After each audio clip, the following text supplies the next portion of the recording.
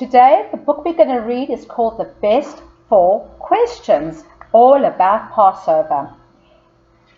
The author is Rochelle Burke and it's illustrated by Melanie Florian. It's called The Best 4 Questions. Passover is almost here, said Marcy excitedly. Yes, Daddy said, so let's clean up his breadcrumbs. And tomorrow night, Marcy, it'll be your turn to ask the 4 questions at the Seder table. Hey, that's my job, said Jake. The youngest person at the Seder gets to ask the 4 questions, Jake, said Daddy. Now that Mace has learned to read, it's her turn to ask them. She'll mess it up, grumbled Jake. Marcy remembered her brother asking the 4 questions at the Seder last year. The grown-ups all said they were proud of him.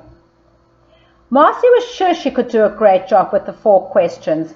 After all, she knew a lot about the questions. She asked them all the time. Why does that man have hair in his ears? Can I have a pet elephant? Are we there yet?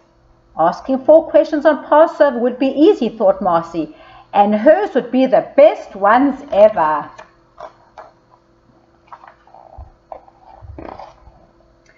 I'll help you practice, said Mommy. But Marcy didn't want help. Can I practice myself, she asked. That's 1 question already. Marcy grinned and slipped off to her room. Mommy, she called a little later, should I wear my ruffled dress or the one with polka dots? Will Aunt Jessica be here? Can I bring my hamster? Do I need a sweater? Enough questions, said Mommy. It's time to get ready for the Seder. But Marcy was getting ready. Can't you see I'm practicing my questions, she asked. At Grandma and Poppy's house, Marcy practiced more. Is that the Seder plate? What's on it? Can I carry it to the table? Grandma handed her the beautiful Seder plate and pointed to one of the little dishes. This is horseradish. We call it maror. And this is charoset, made with apples and nuts. And here's a bone, an egg, and a sprig of parsley. Poppy sat at the head of the table with a big cushy pillow on his chair. Daddy opened his Haggadah to begin the Seder. Marcy wiggled in her seat, waiting for her big moment. Finally, it was time for the 4 questions. Poppy smiled. Are you ready, Marcy? How many matzo balls are in Grandma's chicken soup?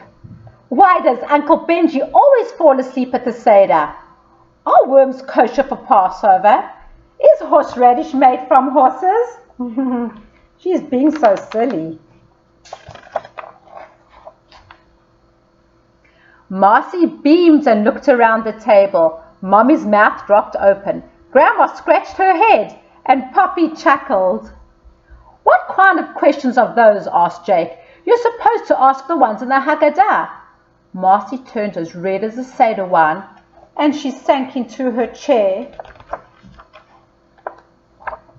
You know, said Poppy thoughtfully, I've always wondered how many matzo balls are there in Grandma's chicken soup.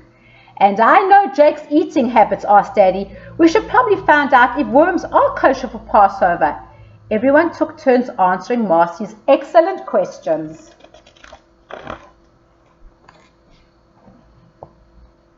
There are 24 matzo balls in a pot of my chicken soup, said Grandma.